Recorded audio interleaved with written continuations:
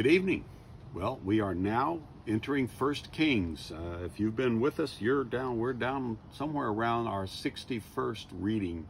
And we're not too terribly far away from the end of the Old Testament story. But anyway, we're getting ready now to go into the end of David's life and to the establishment of Solomon as the next king of Israel. And, you know, we've been talking about the fact that from the point of David's inappropriate affair with Bathsheba, he's had nothing but problems in his family. And now David is about to die, and he's having the same problems. David is very old, probably around 70 years old, if we understand properly. So he's around 70. And he just is cold all the time. And so they get a young virgin to be one of his concubines. They don't really refer to her that way, but she goes into her harem. It's a lady named Abishag the Shunammite. And she's beautiful and she's young, and she becomes basically a nursemaid to David. And she takes care of him and she sleeps with him in order to keep him warm. But they do not have any relations as husband and wife. And that'll come into the story in just a few minutes. So anyway, that's just a preamble. That's so that you'll understand something that's going to happen by the time we get to chapter 3. And then his next oldest son, Adonijah, decides he needs to take things into his own hands, and he's going to become the king. So he sets a plot in motion to set himself up as king and just make it the default. He's the oldest son. He's the natural one. Bathsheba hears about this. Nathan the prophet hears about this. And there's a couple of others that Adonijah stays away from. He doesn't want to have anything to do with Solomon. They know that David has made a promise to Bathsheba that her son Solomon's going to be the king. And he just wants to skip out past all that. He's just going to make himself king. David's about to die.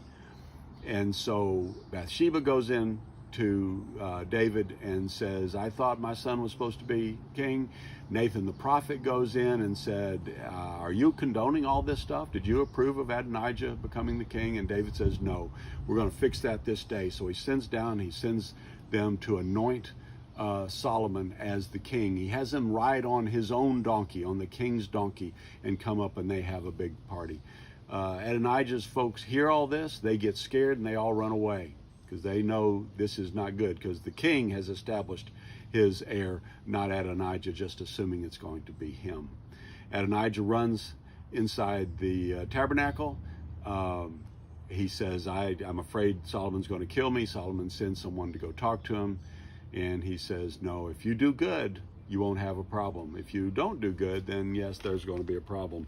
When we get to chapter 2, we see David has a charge to Solomon that basically he's wrapping up stuff. There are people like Joab and like Shimei and people like that have done David wrong, and he tells Solomon, don't let their gray heads go down in peace. In other words, don't let them die peacefully. Let them die by blood. Have them murdered. And so he says, do it however you want to. And so you'll see those stories will come up here in just a couple of chapters. So David's telling him how to run the kingdom, and then let's see where I just lost track of where I was. In that same chapter,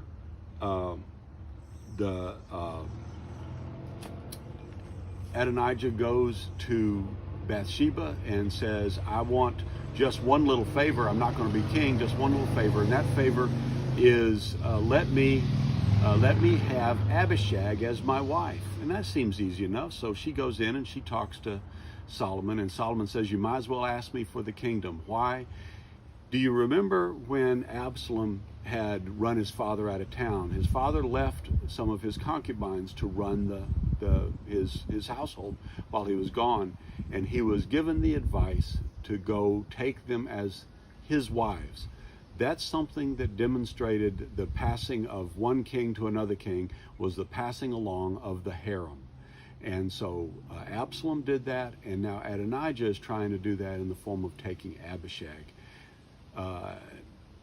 Solomon says no, and he sends someone to kill him. And then chapter 3 is a very famous chapter, and that is where God comes to Solomon and asks him, what would you like me to do for you? And Solomon doesn't ask for riches, doesn't ask for long life, doesn't ask for all of his enemies to be defeated.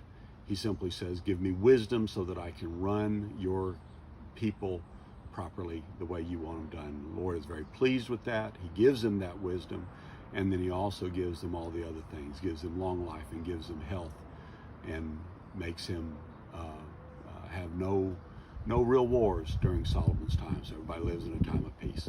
So now we're getting into Solomon. I hope you enjoy, and I look forward to continuing to talk with you about this more tomorrow. Have a good evening.